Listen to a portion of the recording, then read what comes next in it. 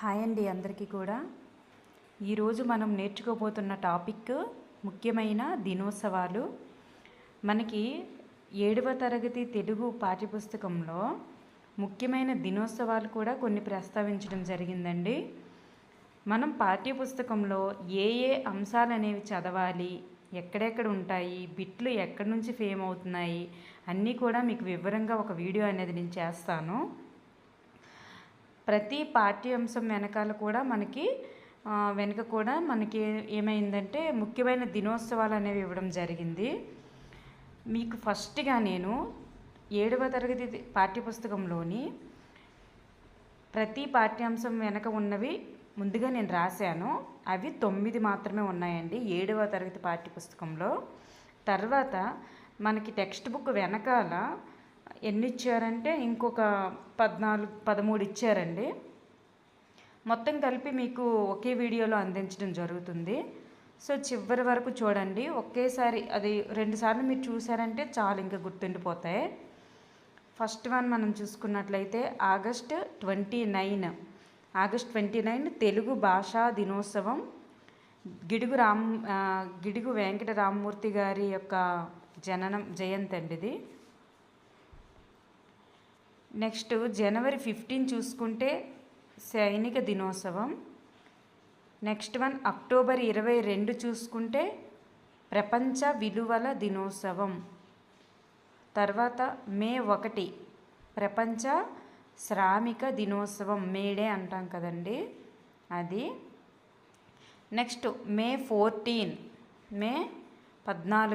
ప్రపంచ వలస దినోత్సవం. జూన్ 21 ప్రపంచ మానవతావాద దినోత్సవం. నెక్స్ట్ నవంబర్ 11 జాతీయ విద్యా దినోత్సవం. నెక్స్ట్ ఏప్రిల్ 5 సమతా దినోత్సవం.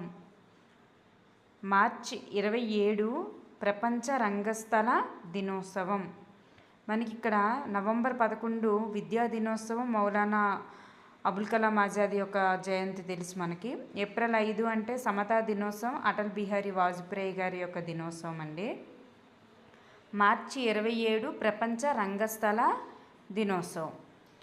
నెక్స్ట్ మనం చూసుకున్నట్లయితే మనకి ఈ 9 మాత్రం టెక్స్ట్ బుక్లో ఉన్నవి ఇచ్చారు, అంటే పాఠ్యాంశం వెనకాల ఇచ్చారు. ఒక్కొక్క పాఠ్యాంశం వెనక ఒక్కొక్కటి చొప్పున.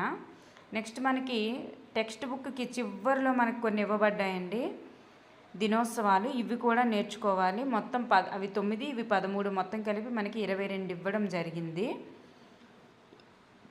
ఇప్పుడు చూద్దాం. ఫిబ్రవరి 21 ప్రపంచ మాతృభాషా దినోత్సవం. ఫిబ్రవరి 28 జాతీయ సైన్స్ దినోత్సవం. ఏప్రిల్ 16 ఆంధ్ర నాటకరంగ దినోత్సవం. చూడండి, ఆంధ్ర నాటకరంగ దినోత్సవం అంటే ఎవరి జయంతి?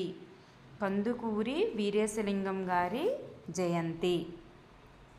ఏప్రిల్ 23 అనేది ప్రపంచ పుస్తక దినోత్సవం.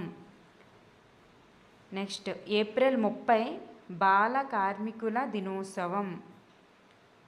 నెక్స్ట్ జూన్ 5 ప్రపంచ పర్యావరణ దినోత్సవం.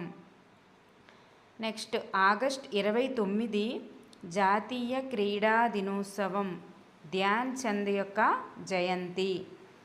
ఆగస్ట్ 29 తెలుగు భాషా దినోత్సవం, గిడుగు వెంకట రామమూర్తి గారి జయంతి. మనం ఫస్ట్ చెప్పుకున్నాం కదండి అది.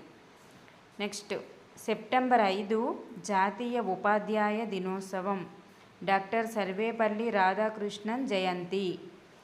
నవంబర్ 7 బాలల సంరక్షణ దినోత్సవం. నవంబర్ 14 జాతీయ బాలల దినోత్సవం. బాలల దినోత్సవం అంటే జవహర్లాల్ నెహ్రూ గారి జయంతి. నవంబర్ 20 ప్రపంచ బాలల హక్కుల దినోత్సవం. చూడండి, ప్రపంచ బాలల హక్కుల దినోత్సవం. డిసెంబర్ 22 జాతీయ గణిత దినోత్సవం, మ్యాథ్స్ డే. అది మనకి తెలుసు కదండి, శ్రీనివాస రామానుజన్ గారి యొక్క జయంతి. మనకి టెక్స్ట్ బుక్లో ఇచ్చిన 22 దినోత్సవాలు తప్పకుండా మీరు గుర్తుపెట్టుకోవాలండి. జీకే పరంగా మనం ఎక్స్ట్రా నేర్చుకుంటాము, కానీ ఇవి మాత్రం మనకు తెలుగు పరంగా నేర్చుకోవాలి తప్పనిసరిగా. థ్యాంక్ యూ అండి.